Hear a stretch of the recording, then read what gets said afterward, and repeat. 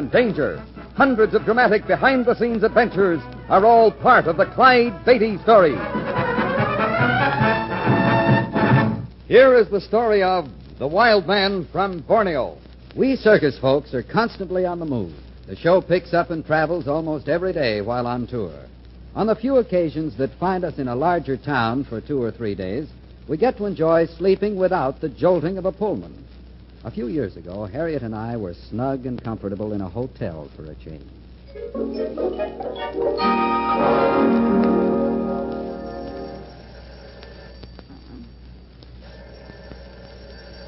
Clyde. Phone, Clyde. Hello. Clyde? Yeah, who is it? It's Clarence Hill. And, brother, have I got something for you. The most spectacular thing you ever saw. The public will tear down the side walls to get into your show when they hear about it. Why do you... Hold it. Look, what's the idea of calling me at this time of the night? But I'm telling you, Clyde, I got something sensational for your show. Here's something sensational for you. 2 o'clock in the morning. What's the matter with that guy? Spectacular, sensational. Who was on the phone, Clyde? Clarence Hill. Who? You know, that fast-talking animal agent. Oh. Thought he was in Borneo or someplace.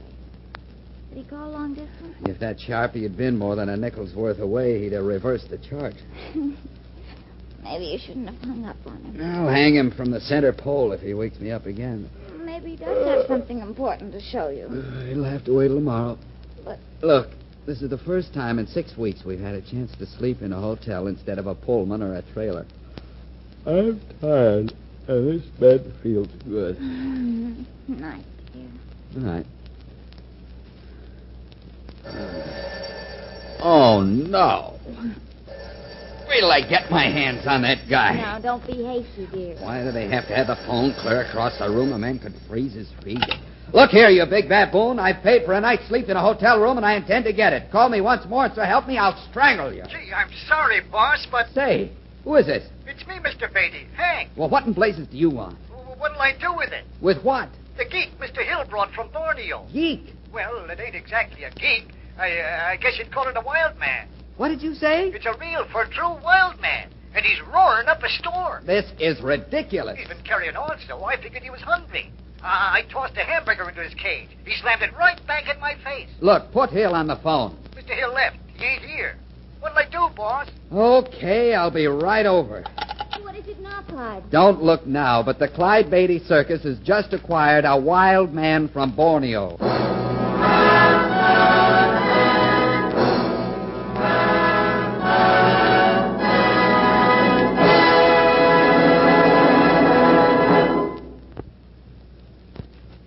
And now, back to Clyde Beatty's adventure entitled Wild Man from Borneo.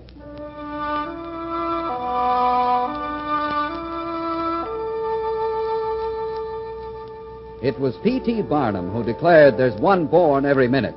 However, with all respect to this great showman, it's always been my policy as a circus owner never to take advantage of my patrons. Tricks of the trade, such as dressing a kid in a monkey skin and billing him as Jojo the Ape Boy, are never part of the Clyde Beatty Circus. It was after 2 in the morning when Harriet and I hurried to the circus lot from the hotel. We were anxious to see what sort of a trick Clarence Hill, the animal agent, had played on us. Clyde, do you think Clarence has really brought back a wild man from the jungles of Borneo? Oh, probably just another of his tricks. He'd pull anything to make a sale. I'm glad you're here, Mr. Beatty. Hank, what's going on? Just take a look in that cage. Wait, what is it? Oh, no! Clyde, that's the wildest-looking human I've ever seen. Horrible. Ah, it's probably just a fake, a stunt of Hill's. I've never seen anything so fierce. It's carrying on like that for an hour. If that cage gives way, look out. It's a fake, I tell you. There's no such thing as a wild man from Borneo. Hey, you in there, cut the act. I won't buy it. Come off it, mister. Your act's corny as high-button shoes. Oh, wait till I get that Hill character trying to pass off a thing like this on me. Somebody mentioned my name? Why, it's Clarence Hill. At your service, ma'am. Clarence Hill, purveyor of acts unusual, strange, and startling, guaranteed to amaze, confound, and bring in shekels at the box office. Why, you cheat. Well, what do you think of him? Don't tell me. I can see how pleased you are with my wild man. Why, you phony. Ain't he something?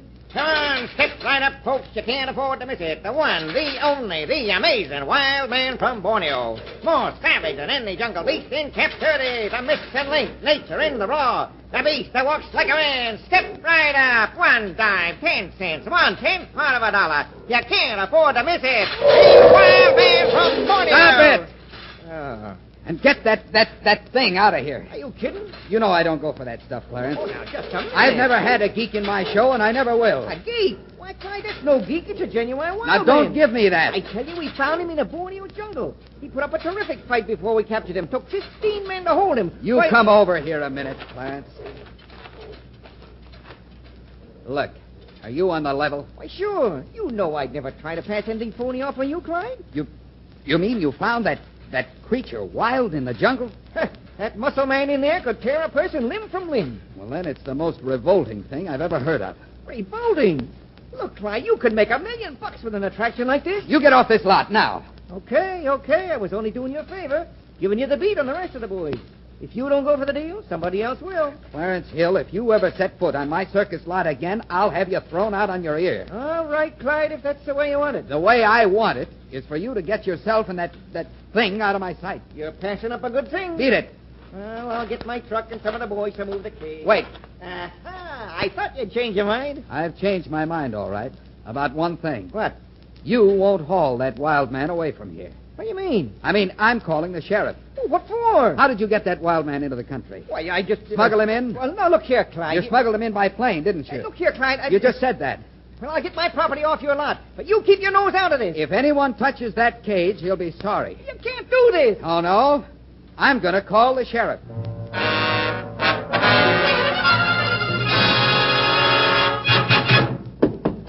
Come in. Oh, hello, Sheriff. Mr. Beatty? Well, I'm glad you've come. What have you decided about our little problem? Well, it ain't no little problem, Mr. Beatty. To be honest with you, like I told you last night, I'm stuck. Mr. Beatty, I demand that you release that poor man at once. What? As a leading citizen in this community, I hereby go on record as declaring this the most atrocious, the foulest, the most horrible, Just the most... a moment, madam. I don't think I've had the pleasure of meeting you. I'm fortunate not to have had the displeasure of meeting an inhuman, cruel man like yourself. Oh, now, just a moment, Miss Post. Mr. Beatty had nothing to do with this here wild man. Well, don't tell me that. Any man who would beat and whip poor defenseless lions and tigers like he does is capable of any atrocity. Helpless lions and tigers. Madam, you don't know what you're saying. I don't. Well, young man, I intend to see that your circus will never play this community again. But I've seen you beat those unfortunate beasts. I assure you, Mrs. The Post. idea, forcing nature's wild creatures to live in captivity. Well, you don't understand. Starving them, whipping them, abusing them till they cower in their cages. Well, I'll have you run out of town. I'll have you arrested. But now, just a Sheriff, moment. do your duty. But, Miss Post, Mr. Beatty hasn't done anything. Never mind, Sheriff. I'll handle this. Mrs. Post, I know you're well-meaning, but do you realize that wild animals in captivity are better off, better fed, and better cared for than in their native jungles? It's not true. It is true. Are you calling me a liar, young man? Not at all. I simply want to set you straight. You can't talk your way out of this. I've seen you whip those animals in the arena. I don't whip them, Mrs. Post. I just snap a whip in front of them. Why, if I ever hurt one, they'd tear me to shreds. All I do is bluff them into performing. If I told you what percentage of jungle animals ever live to maturity, you wouldn't believe me. I certainly wouldn't. Why, most of them starve to death, or they're killed by other animals. Those in captivity live far longer than the average. Well, none of this has anything to do with that poor young man in the cage. I demand you release him. Mrs. Post, that unfortunate creature was discovered running wild in the jungle. How he happened to be there, I don't know. I'm as concerned about him as you are. That's right, Miss Post. The man that captured him was trying to sell him to Mr. Beatty. Sell him? The idea. I'm just keeping the wild man until we find some means of disposing of him. Why not simply turn him loose? You don't understand. He's a wild man, savage, ferocious. He'd kill anything or anybody who got in his way. Gracious. Now, you see why we can't just turn him loose. Well, what are we going to do, Mr. Beatty? Yes, what about it? I don't know. I'm anxious to get him off my hands, too. Maybe this is a case for the Immigration Department. After all, the wild man was illegally smuggled into the country. I guess you're right, Sheriff. Technically, anyway. Well, I'll shoot a wire to the county seat, see if I can't get some action on this case. I hate to keep the wild man overnight again, but Well, I guess there's nothing else I can do. Mr. Beatty, you don't think the creature could escape? I've taken every precaution, Mrs. Post. Well, you'd better. If we're murdered in our beds, you'll be held responsible, young man. Everything happens to me.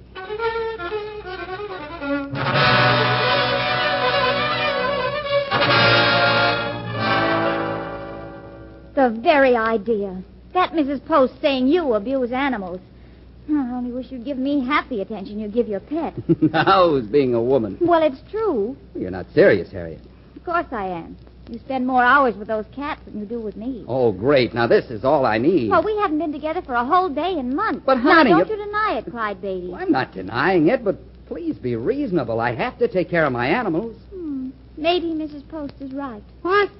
I said maybe Mrs. Post is right. But, honey... Maybe you are a cruel, inhuman man. Harriet. Why, you probably enjoy beating those poor animals. It's a wonder you haven't started beating me. Now, just a minute, Harriet. No, you don't. If you think you can put me on the defensive with a woman's trick like that, you're mistaken. Oh, God. I haven't got enough grief without you pulling gags. You should have seen your face. Just goes to show you. A sensible person like you can get, well, womanish ideas. Think of what an old busybody like Mrs. Post can do. She's liable to cause trouble. Clyde, why don't you come to bed? You're wearing yourself out pacing the floor. Oh, I know. You really shouldn't let that woman upset you so. It's not Mrs. Post who's worrying me. Oh? The wild man? Yeah.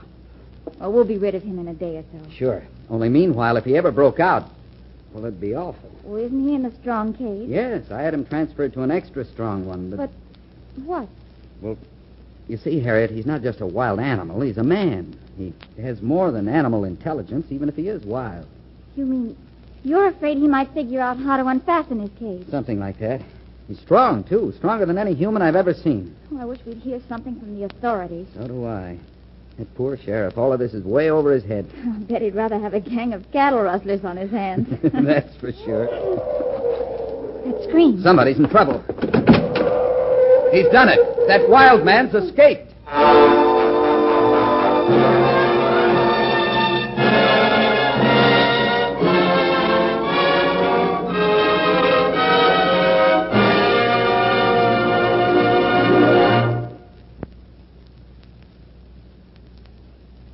And now, back to Clyde Beatty and the wild man from Borneo. When the wild man escaped from the cage where I was holding him for the authorities, I found myself in one of the worst predicaments of my career. Chills raced in an icy chase up and down my spine as I realized what might result from this unfortunate occurrence. The entire circus family was aroused. They poured from the sleeping quarters and were gathering in excited knots around the empty cage when I arrived. All right, friends, hold it. Hold it. Hank, where's Hank? Over here, Mr. Beatty. All right, now quiet, all of you. You've got to be quiet.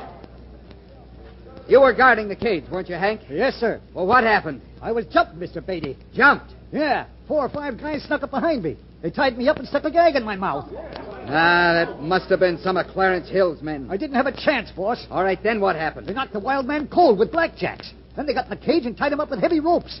They were just about to drag him out of the cage when he come to. But how could anyone... Mr. Beatty, I've never seen anything like it in my life. The critter bounced to his feet, ropes and all. The men dashed out of the cage and didn't wait to slam the door. Then the wild man arched his back. Them ropes busted like so much twine. He howled like Tarzan and took off in the direction the men went. All right. All right, now listen, all of you. Listen. I don't have to tell you how dangerous this creature is. He must be recaptured at once. I've already sent word to the sheriff. He should be here soon with some men. I want all the women to stay in one place. Norman, see that they're adequately guarded. You men organize yourselves in groups of not less than 6. And whatever happens, don't separate. There isn't a minute to lose.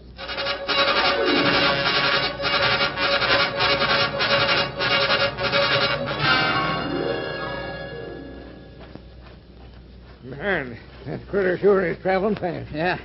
He probably wants to get as far away from that cage as possible. Where do you suppose he'll go? Oh, he'll head for cover. Try to lose himself in some woods. Yeah, this is hilly country. Woods is kind of sparse. Wouldn't make very good cover. Oh, he'll try to find a cave or something to hide in. Cave? What's the matter, Sheriff? Why, outside of maybe Mammoth Cave and the Carlsbad Caverns, this here county's got the biggest cave in the country. Say, that's right. If that wild man ever gets in there, we'll never find him. Well, where's the entrance? About a mile in the direction we're going. There are 4 entrances, though. Oh, fine. That's all we need. Aren't those hounds baying? Yeah, that's Clem Potter. I ordered him out with his dog as soon as I heard about the escape. Good. Now, come on. Sounds like them dogs is on the trail. Well, let's go.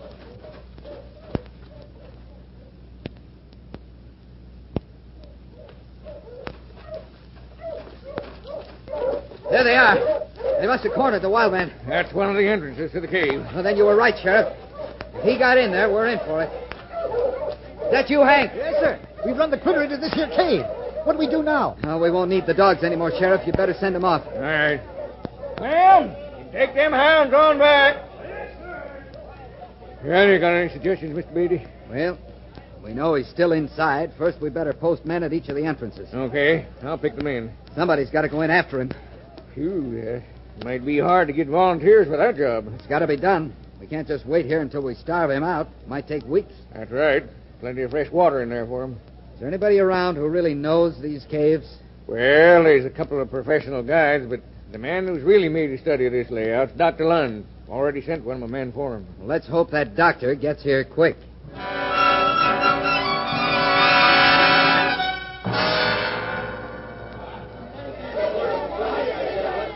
I certainly appreciate your help, Dr. Lund. Yep, sure do. Not at all. I'm glad to be of service. Made a hop yesterday in the caves as I was a boy. Got lost in there a couple of times, but don't think that could happen anymore. Well, it looks like the entire population's gathering around. Yeah. Now stand back, folks. Let's have it quiet. How many do you think should go in, Doctor? Well, not more than 2 or 3. A small group can move faster, and there's less chance of someone getting lost. In that case, I'll go along. Shall we take another man? Take me, Clyde. Clarence Hill. Well, I got you into this, Miss Clyde. I want to help you out of it. How about it, Doctor? He doesn't look like much of a climber, but I guess he'll do. Good. Let's go.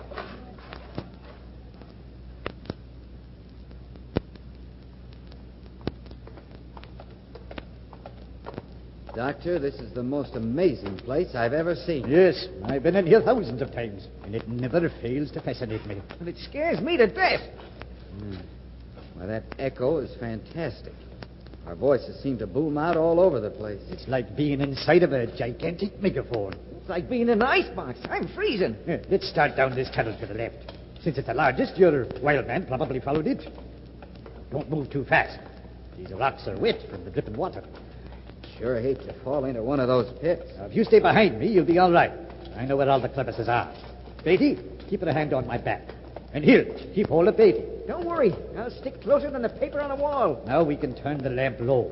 You'll notice the phosphorescence in the rocks picks up every gleam of light. It's amazing.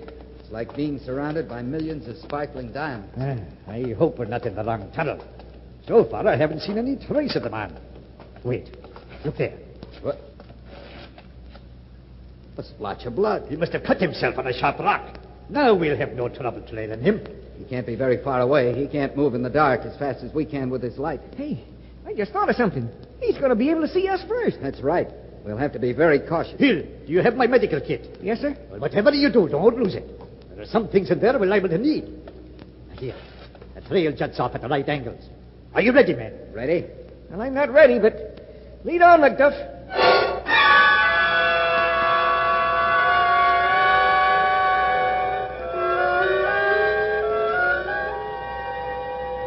For what seemed hours, the 3 of us followed the occasional drops of blood through the labyrinth of tunnels that wound deep underground.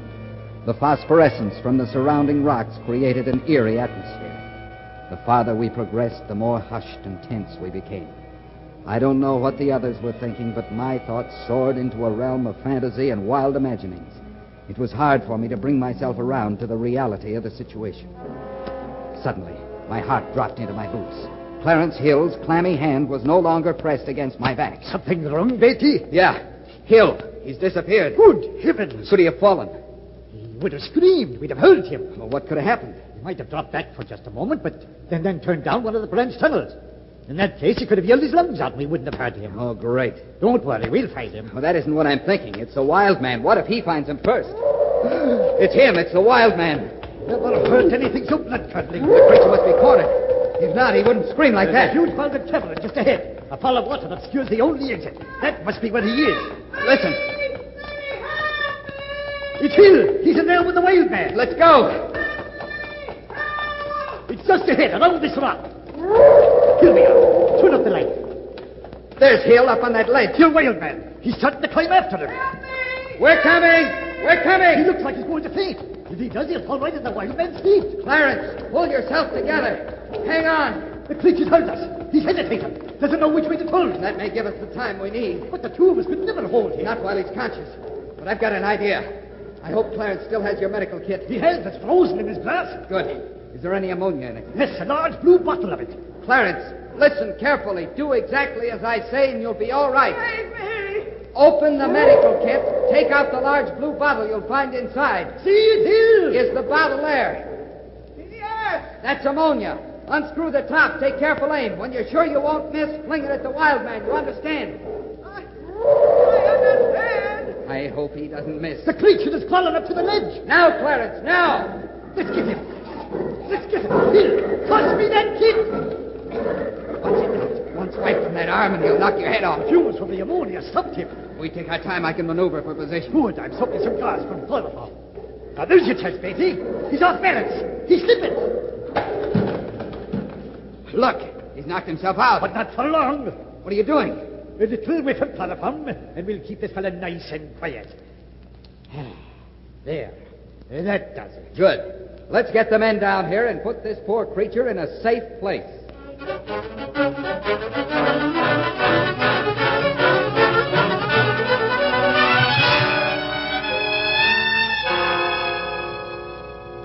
Oh, brother. Is that hotel bed going to feel good? But, Clyde, you haven't finished telling me all that happened. I'm tired, Harriet. Can't you wait till morning? Oh, where's the wild man now? Dr. Lund had him taken to a mental hospital over at the county seat.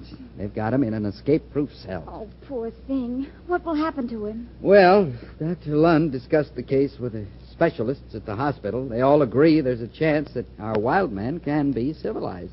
Oh, it doesn't seem possible. Well, they feel it'll work. You see, the only thing that made this man wild was his environment. Well, on that basis, a change of environment, plus patience and kindness, should turn him into the civilized man he was meant to be. Oh, I hope it works. So do I. Oh, well, I'm going to sleep. Call me a week from Tuesday. Before you go to sleep, Clyde, will you answer just one more question? Okay. What is it?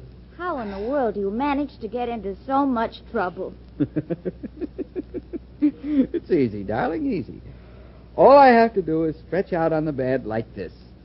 And then the phone rings. Oh, no. Here we go again.